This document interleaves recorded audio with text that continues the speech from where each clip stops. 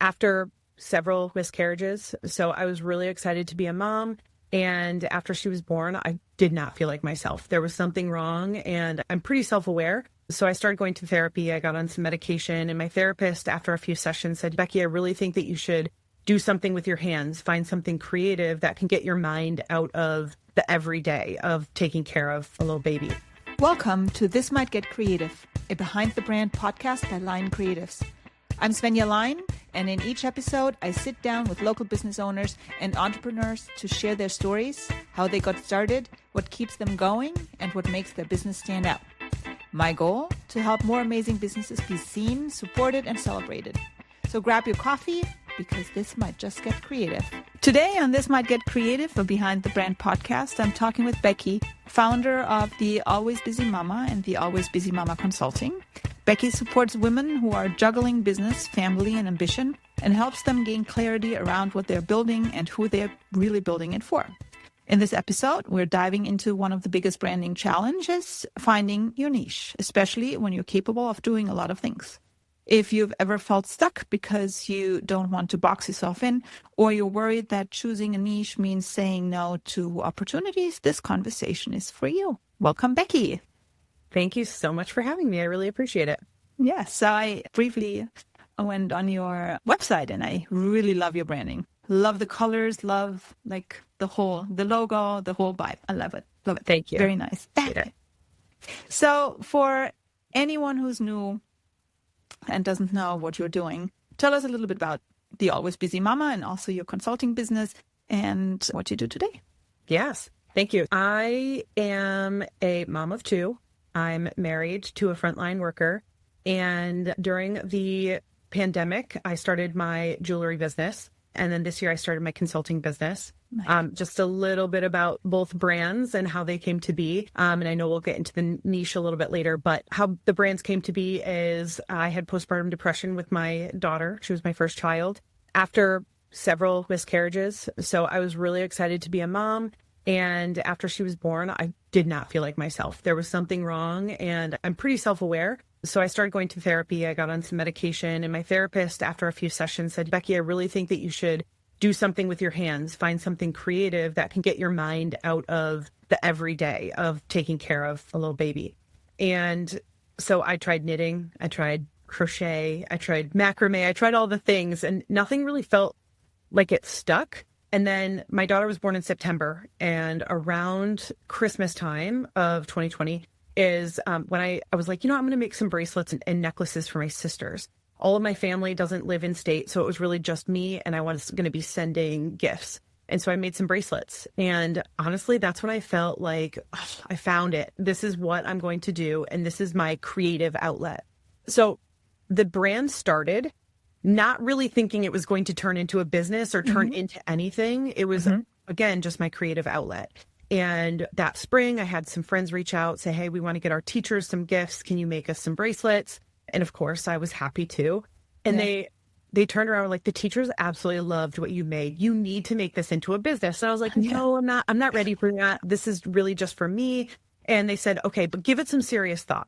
Yeah. So after a little bit of time, I went to a permanent jewelry event. And at that event is really where I was like, okay, this is going to get me out of the house. This is going to help me talk to other women and get a better sense of what life is. And so I went for it. So I do jewelry and make handmade, handcrafted jewelry. And then I also do permanent jewelry. It is in the handmade space. The permanent jewelry is just what gets me out of the house. So that is a little bit about my jewelry brand. And then my consulting brand, I've been in corporate for 20 years. I've been in marketing operations or the marketing space for 15 years. I've always been in healthcare and worked for agencies, worked in senior housing, that space. And this year was a very reflective year for me. I was visiting family in Michigan, where I'm originally from, in June. And I felt so off. I felt not like myself, similar to when I was in my postpartum depression state. I was like, okay, something's wrong. And I came back to Connecticut after that trip, and I was like, I'm going to therapy again. So they've got to help me figure out what's going on here. Yeah. And it was really that I wasn't setting my boundaries. I've always been a yes person. I was overexerting myself in my corporate job. which was transitioning into me yelling at my kids when they had no reason to be yelled at, getting short with family members and all those kinds of things. We started working on setting my boundaries. And there came a time this year where I was asked if I wanted to do something, and I said no.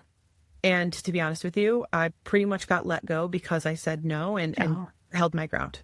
So from there, I had a 3-month exit plan, and I was applying for corporate positions. I was trying to figure out what I really wanted to do. And during that time is really when I decided I'm going to launch my own consulting business. It's something that I've always wanted to do, but I've never felt like I had that experience to bring me to that level. And over the last few years, I've been included in a lot of those experiences that I was hoping for to be able to start my own business. That is how the Always Busy Mama Consulting started, was really from this place where I know a lot of people start their businesses because they were laid off, whatever. And for me, it was because I didn't find a corporate job that I really felt was a good fit for me, even though I applied, I think, for like 300 plus jobs. So that is both of my businesses, how they came to be. And I love both of them. One's creative, one's more service-based, but both of them really are helping women and businesses find their meaning and find organization within a crazy world of chaos. Yeah, no, I love it because I was in corporate for a long time and it never felt right. It was draining. It was just heavy. And then actually when we had our daughter, our first daughter, we also moved to California. So that made me that I couldn't keep the job. And that's actually when Line Creatives, or it had a different name back then, but that's when it started. That was like, okay, I'm going to do this now because I have the kids. But I was also knitting and I was also sewing, and I made little tiny bags on Etsy, and I was selling these little tiny bags. It was supposed to be a store for children's clothing, actually, like the bibs and like cute little things. But that totally did not take off. It was the little tiny bags that other Etsy creators use to put their jewelry in and to send to clients. Love that. Yeah, but that was so much work. Having the baby, running the house, because my husband was traveling a lot at that time, doing my own business, and then also sewing little tiny bags. It was a lot. This is not it. It's not it. At one point, I'm like, oh my God, I'm working for minimum wage. I don't even think I get paid as well as in other countries. I don't even know. But it was like, oh my God, I'm not making anything here. So this is ridiculous. But I needed to do it because it was a creative outlet. Yeah. So I can totally relate to finding something creative to keep you going when you've just had the kids. But I also can relate to not being able to say no to things. Even now, I love taking on new projects, but sometimes maybe I should say no. Yeah. Yeah. So you described yourself, you said that you had a hard time saying no. And you talked a little bit about in your corporate world, how that ended. But in take this to your jewelry business, did you have the same problem there, or yes? So was it different? When I originally started my jewelry business, I was making jewelry for me. I was making jewelry for friends. And then starting to think about like how I wanted to create my collections it was challenging because I wasn't sure what I wanted them to look like and what other people might like. So I kind of started creating a little bit of everything and would bring them to craft fairs and different events to see what people were resonating with. And that's how I was like, okay, people like this, but they don't like this. All right, we're going to sunset this collection or we're going to sunset this piece. And so then I just started building off of a lot of the collections that I had started. And my Moments and Milestone collection is probably the one that people really felt connected to. And the name says it all. There are a lot of, it's birthstone based or gemstone based. So and I'm not a woo person. So like, gemstones and all of the like feeling behind them, I'm not like super connected with, but I can tell you that like people would say, I'm in a moment where I need to be reminded that I'm loved. And I'd be like, you know what? Rose quartz is a good one for you. So it was like, they felt connected to the pieces that they were going through in that moment in time. And that is where I was like, okay, we're going to build off this and it's going to be all about meaning and how people feel.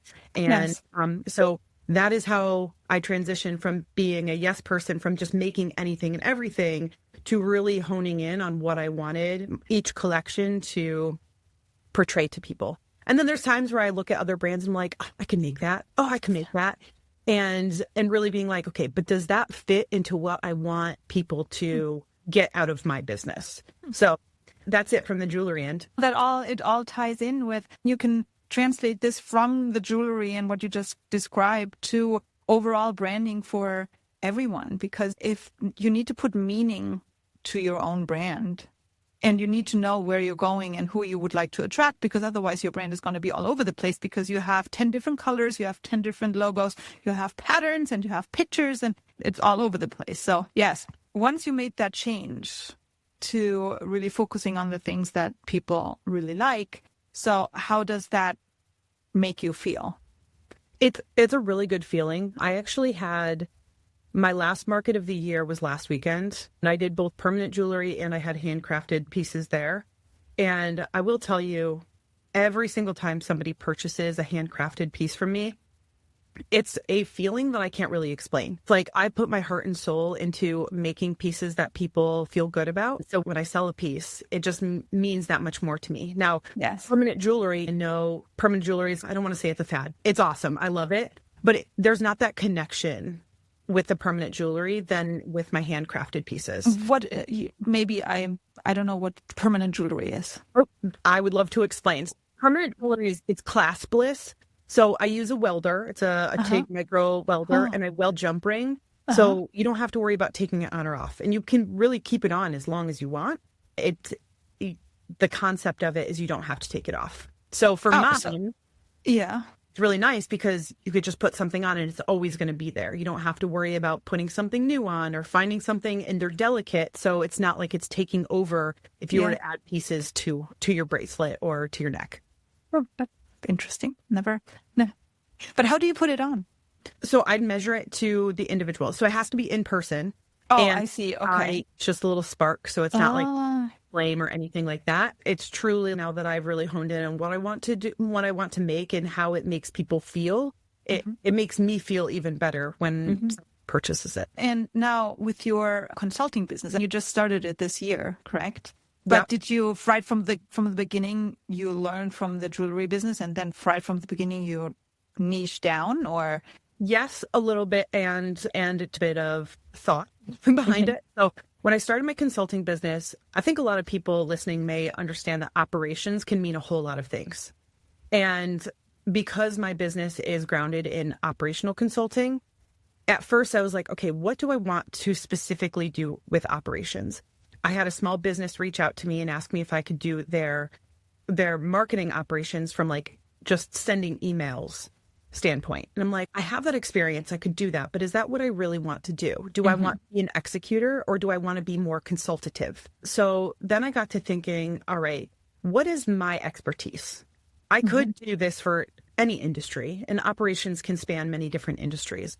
But my experience has been in healthcare and in marketing. Then I started thinking about, okay, what do I want to get out of this? And my first client that I had, when I did my prospecting with them, I was like, and I don't want to say I was open-ended in what I could do, but I really asked them, like, what are you looking for? And of course you do the discovery and all that kind of stuff.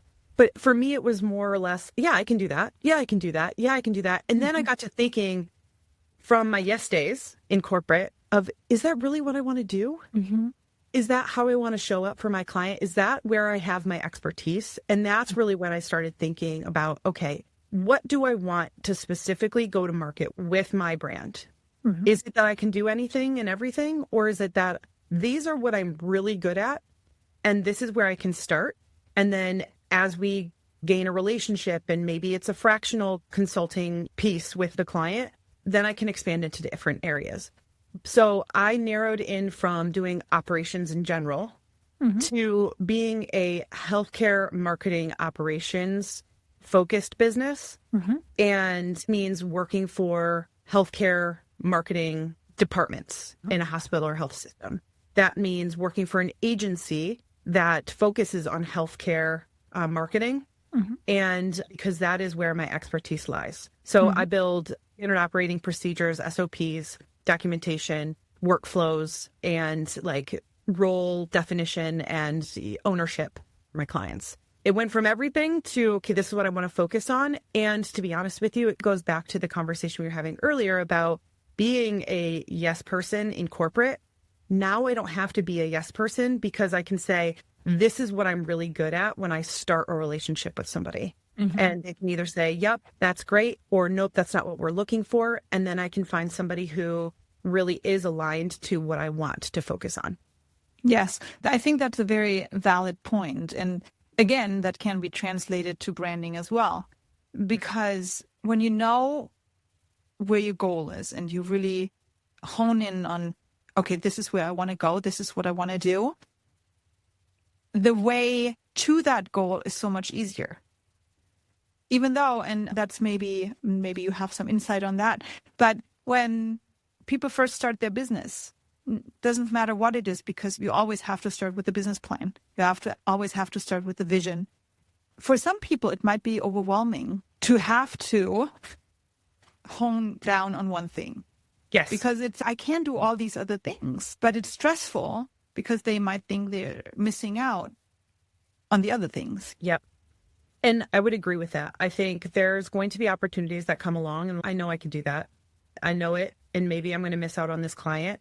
And maybe for small businesses that are really looking to start their business and they don't have any clients and they're like, yep, I'm going to do that because one, it's going to bring money in the door and it may turn into something different or additional later, would be a little bit different. But since I have a client and I'm in a position where I'm like, okay, this is what I really want to do, it's not as detrimental to me if I have somebody who says, no, sorry, that's not what we're looking for. Yeah. However, I will say that I've had conversations with businesses and I share my focus and they say, you know what, that's not what we're looking for right now, but I've had a great conversation with you. And if it comes up and this is something that we need in the future, we will be ready to hop into work with you. Yes. I've already had two people come back and say like, hey, you know, we actually do need this. We were talking about this in our leadership meeting last week going into 2026. And we realized that we need some help in developing our process from sales handoff to execution. And is that something that you'd be willing and interested in pursuing with us? And absolutely, like that is what I want to do. Yeah. So I think also being able to hone in on what you want to focus on can also stick in people's minds better than, oh, I can do anything and everything. So they'll come back when they're ready. Yes. Yeah. No, I think that's very important. That's very important to know when you first start your business. Well, you just answered this one question that I had about if you're worried about losing by narrowing your focus, but yeah, that's not the case.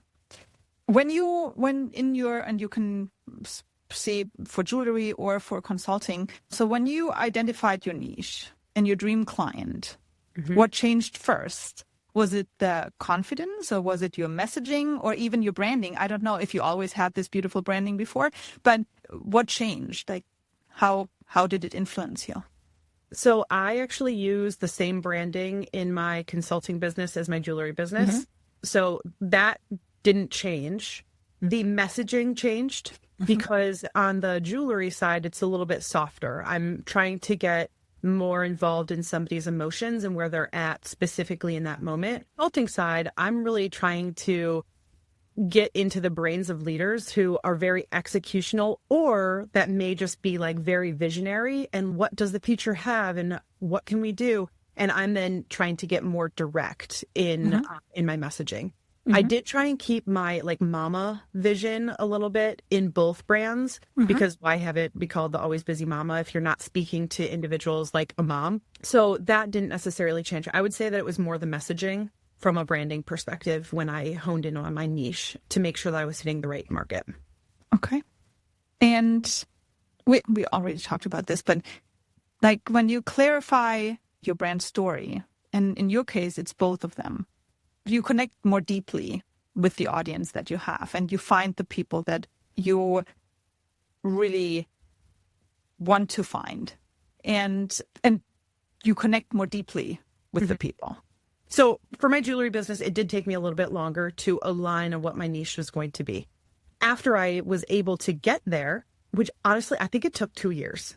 It took 2 years to really focus on not making anything and everything, which, to be honest with you, was also a kind of cash flow problem, right? Because I was making anything and everything because I was trying to be creative instead of focusing. So that's just something to add in there is once I was able to get a little bit more focused on what jewelry I wanted to make, I was also able to stay focused on, hey, you don't have to create this for everybody. And then I was able to limit the amount of money I was spending on gemstones and all of the other things. From a consulting perspective, was able to, when I found out that I was going to be losing my job, my corporate job, I had significant imposter syndrome where, can I do this? Am I able to do this? My past experience of people telling me that, of losing a job can make anybody feel like they're not valued or they're not capable. And I think being able to narrow in on my niche at that moment and saying, this is what I'm going to focus on, and really this is what I'm good at, was able to get me out of that imposter syndrome feeling. Then I had people and my client validate that I am good at this. And I actually have a reel on my Instagram that I'm going to be posting here soon that I got an email from my client who said, this is incredible work. And I can definitely tell this is where you thrive. Yeah. So for me, it was more of the validation piece too, of being able to find my niche and then giving me the strength to know that that is something that I'm good at. Yeah. So let's talk a little bit about imposter syndrome, because I think especially women have that, me included. Even though I know that I'm good at the things that I'm doing, sometimes it just happens and it just comes up and you're like, oh my God, what am I doing here? So do you have any tips on how to get out of it?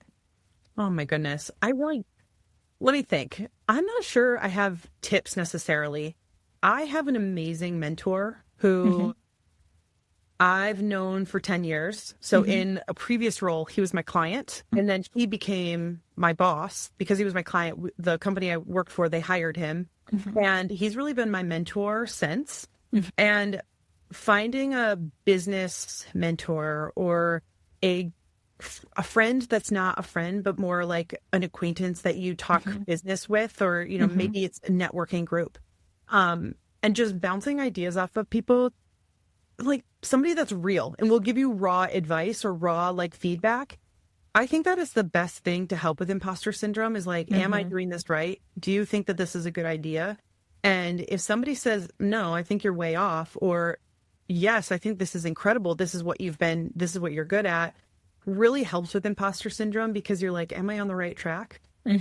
Is this the right thing for me to do? And when my mentor was like, Becky, I am so excited for you to start this consulting business. That's awesome. I knew it was the right move. And I'm like, thank you for validating that, because as a woman, it is hard saying I'm going out on my own, even though I think I heard there's 46% of business owners or small business owners are women and have gone into business within the last 2 years. That's incredible. Yeah. So I don't necessarily have amazing tips on imposter syndrome, because I'm sure that I'm going to dip into those imposter syndrome. Oh, definitely. Quarter to quarter or year to year, but just knowing to stay focused, and this is what you wanted to do, so don't let it go or don't give up, is probably the best advice that I would give myself when it comes up in the future. Yeah. So for me, and what you said, it ebbs and flows. It comes and then it goes away. For me, it was just to do some things that I was scared of. For example, this podcast, not this Today podcast in general, that's just starting a podcast, to just do it and to see that you can actually do the things that you really want to do. Not saying that you should do everything and anything that comes into your mind, because then it would be devastating.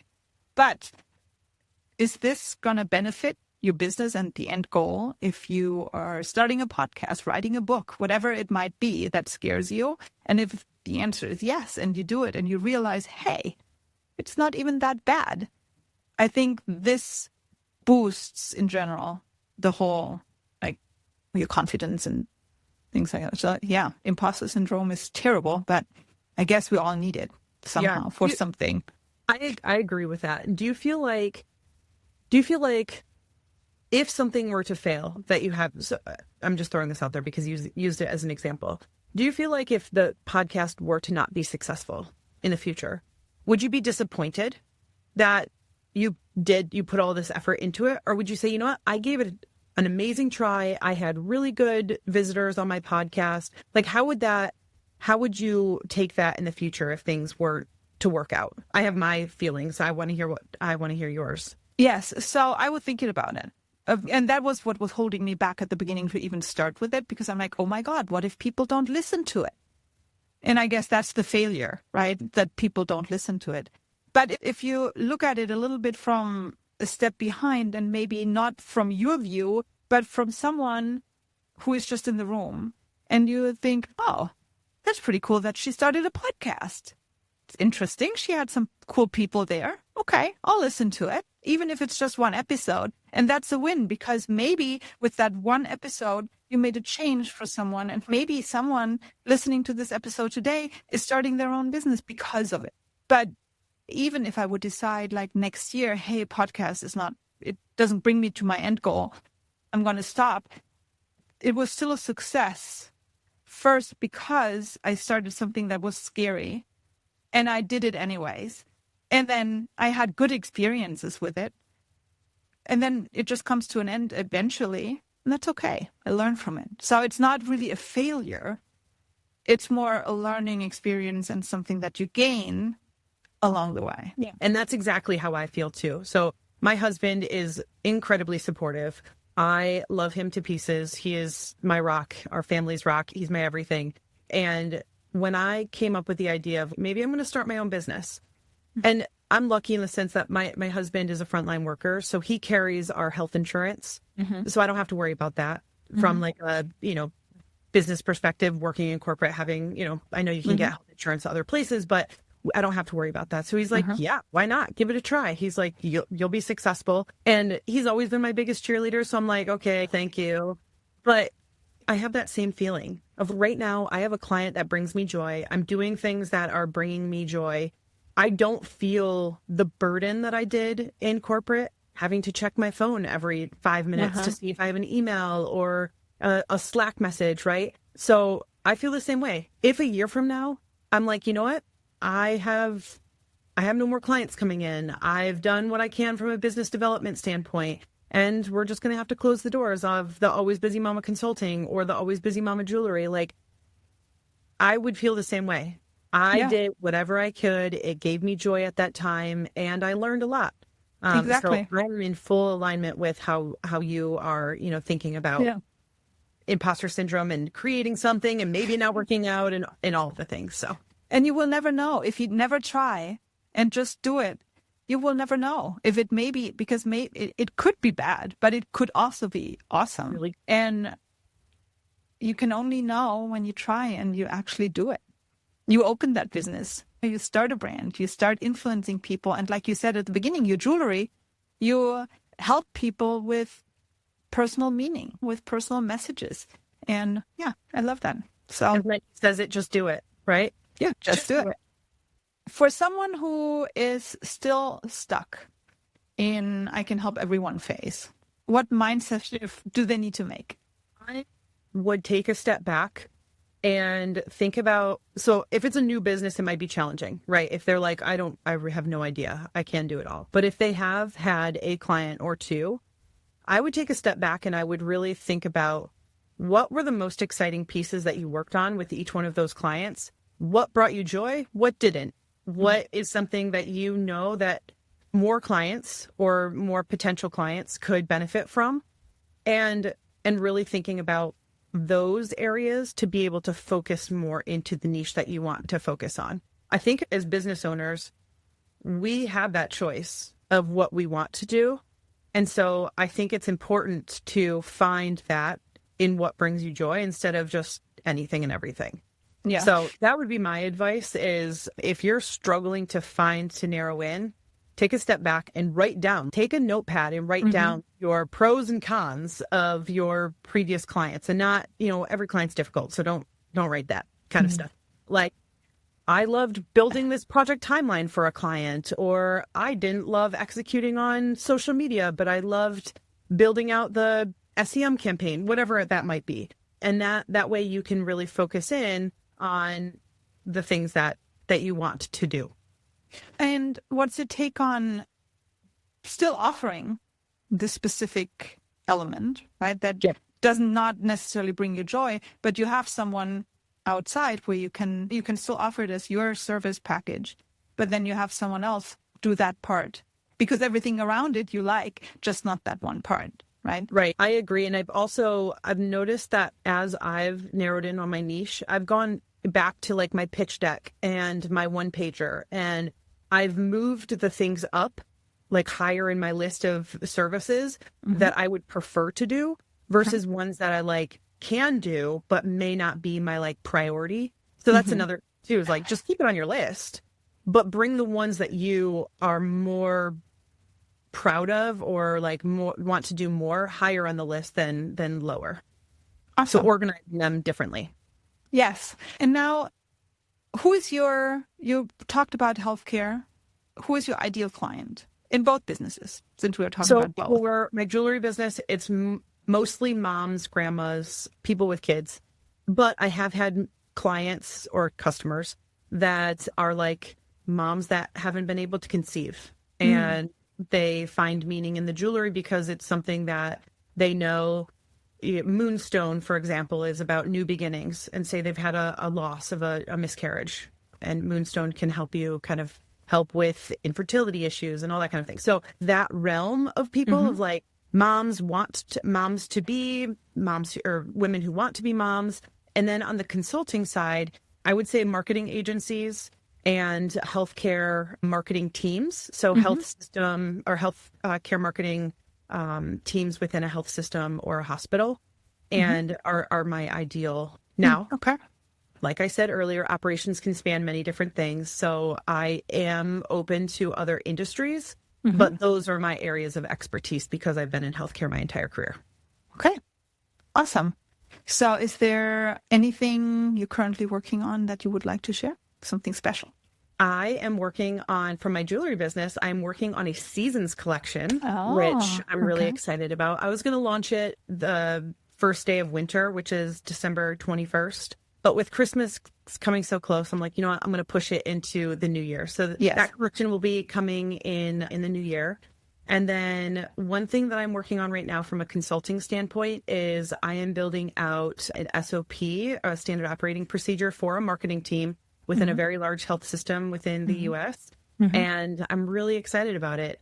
So far, the things that we have implemented within the SOP, we have already increased the turnaround time of work by 25%. Oh, nice. So instead of 8-week turnaround, it's decreased to 6 weeks. And we're hoping to get that to 4 weeks with the rest of that, the SOP being rolled out in the next month. So that's awesome. Yeah. Congratulations. That's awesome. Thank you. So your seasons collection, is it, so it's spring, summer, fall and winter, and everybody, I'm positioning it around like everybody has a season, or maybe in a season that they're in. And there's a book, what is his name? Gary Chapman. He wrote the 5 Love Language book. He also wrote a book about the seasons of marriage. And honestly, that's where I got the idea. Okay. So every marriage has 4 seasons, and you could be in summer season where everything's going great and nice, bright and shiny. And then you're heading into fall where the leaves are falling and you don't know how things are going in winter. So not that my jewelry has those connotations of like, everything's great. But it's what season are you in your life, and how you kind of connect to those. So nice. It's 4 different necklaces, all gemstone based, and I'm really excited about them. Well, I'm excited about seeing it too. You're right, Richie. Yes. Well, a little bit of background. My mom is a jewelry maker. So originally, so I'm from Germany, and my dad was a watchmaker, and my mom was then part of the business, and she's a jewelry maker, and she made my engagement ring, and she made all kinds of beautiful things. And when I was, I would think I was maybe 16 or 15, she did her master's in jewelry design, and she created this beautiful bracelet I don't even know. It was all gold, silver, and it was beautiful. But she drew everything. And that was what I found personally amazing, because she drew it all. She had to design it and draw it. And she had all these pens and pencils. And I love pens and pencils. Okay. And she used all these things. And so at that time, I'm like, oh, I want to be a jewelry designer. But then turned into a graphic designer. But yes, I remember that was beautiful. And she still does like little things. And not that much anymore, but she used to do it. Amazing. I wish I had that skill. That's something that I know I'll never be like a jewelry designer that creates like heirloom custom pieces. I don't think that it will ever be like what I get into. But I do want to get into like the silversmithing world. Yes. Look to create rings and cups and that kind of thing. So I actually have been looking into some silversmithing classes so I can take that to the next level. So no, that's cool. Yes. We're sharing that. That's great. Yeah. No, I don't know. I was always proud of my mom for doing that, because she did, she did not, she always told me that because back then her mother-in-law, she said, you can only be with my son if you are willing to go into the business, because they had the watchmaking business and it was a jewelry store as well. She kind of had to do it. So yeah. That's really cool. Yeah. Anyone who would like to find you, where can they find you? So my jewelry business jewelry website is www.thealwaysbusymama.com. My consulting business is consulting.thealwaysbusymama.com. And then on Instagram and Facebook for my jewelry business, it's just at The Always Busy Mama. And my consulting business is at The Always Busy Mama _consulting. I don't have a Facebook page for my consulting business. It's only Instagram. And then you can find me on LinkedIn as well. Okay, perfect. Mama Consulting. Yeah. So, yes. So thank you so much for being on the show today. Thank you. And it was like the conversation, it was so nice it was a good reminder that finding your niche isn't just about boxing yourself in, and it's about giving your business clarity and direction and room to grow in a way that actually feels good. Yes. Like Becky said, you can find all the information about Becky, first of all, on my show notes, but also thealwaysbusymama.com. And I hope you enjoyed this episode. Be sure to subscribe, leave a review, and share it with a fellow business owner who is feeling stuck in the I do everything phase. I'll see you next time on This Might Get Creative, a Behind the Brand podcast. Thanks for listening to This Might Get Creative, a Behind the Brand podcast by Lyon Creatives. If you enjoyed this episode, follow the show and share it with someone who loves discovering local businesses and creative entrepreneurs. You can learn more about my work at lioncreatives.com or find me on Instagram, lion.creatives, and LinkedIn at Lyon Creatives. Until next time, keep showing up, keep creating, and keep getting seen.